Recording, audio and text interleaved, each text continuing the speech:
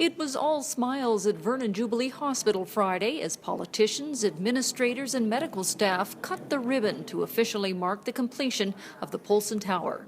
The top 2 floors on the 7-story structure opened last month. Well, it's been quite a journey from the time back in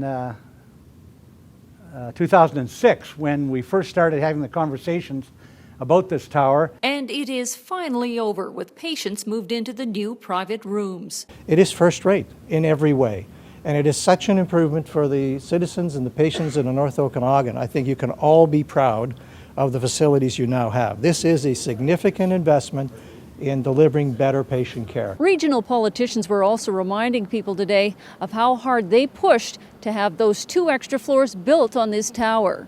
Yes, it was a huge commitment, but we are the people that are on the ground every day in our communities, and we hear about concerns that people have, so I think that we can see the value of something like this right away. While capacity remains an issue, patients are no longer sleeping in the halls. One of the great things is that the new tower has given us that flexibility with the additional floor space that we've got to be able to accommodate patients in rooms as opposed to hallways. The total cost of the Polson Tower was close to $210 million.